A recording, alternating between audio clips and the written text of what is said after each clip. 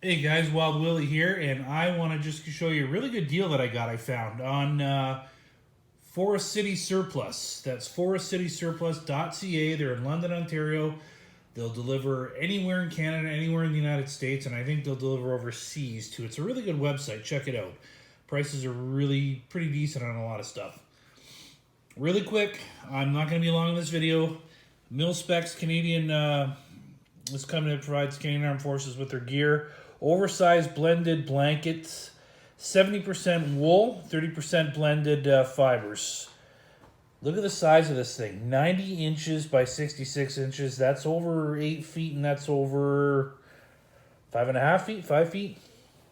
Look at the price, less than 40 bucks. Show me a blanket that's 70/30. You might get 80/20, but you won't get that size.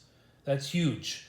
Why wool? Well, wool is back in the bushcraft days when I used to do a lot of bushcrafting or a lot of interior camping. I never took a sleep bag, never took a tent. It was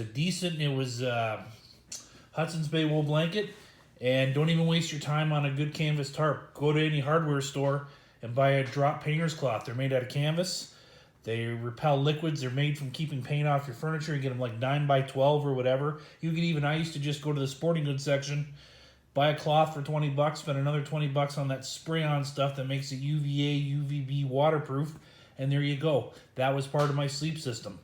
The canvas drop cloth and a wool blanket, and that's all I had, whether I used a cloth for a tarp or whether I used a part of my thing. But really quick, guys, wool, especially wintertime, you know what wool is good for? I'll fold this out in a second. You can really see how big this is. I'll drag out my son and let him show you. But wool, excuse me, wool. Wool's a great natural fabric. It's temperature regulating. You know that it wicks the humidity and the moisture off your body while the hollow fibers keep the heat in. So it's great that way. I know wool can absorb, sheep's wool anyways, alpaca wool, I don't know about the different kinds, but I know sheep's wool can saturate up to 33% humidity or 33% moisture and still be effective up to 90% heat, retaining your body heat for you. So that's really good. Of course, it's fire retardant. That was great. The great part about wool was you didn't have to worry about it catching fire at all. And it's hyperallergenic and antibacterial because there's no moisture ever in wool or it dissipates really quickly. Stuff isn't growing in there. And hyperallergenic, the dust mites they'll stick to it, but air it out and they disappear. It's a good natural material and it keeps you freaking warm even when it's wet. So real quick, I'm just going to throw this on the floor, throw it out. You can see how big this sucker is.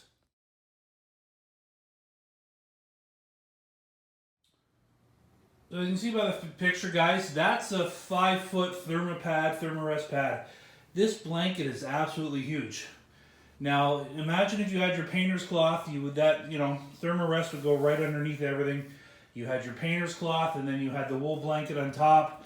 And then, of course, your sleeping system is very simple. When they do that, you fold up your ends, fold up your corners, and as you fold up your dual corners,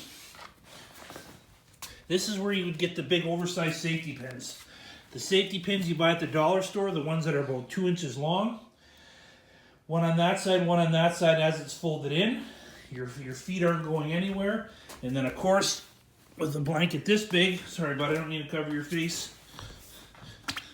Another pin goes in the chest, and if you want, another pin goes in the top part like that. If it's done proper, stop squirming, Herman. So really, you've created a complete enclosed area. Painter's cloth is wrapped around you. You're going to stay warm. You're going to stay dry. Check out those wool blankets. Very impressed with the price. Very impressed with the quantity or quality. And you're not going to run out anytime soon. They got tons in stock. Anyways, I'm Wild Willie. It's not a question if the shit's going to hit the fan. It's a question of when. So always be prepared.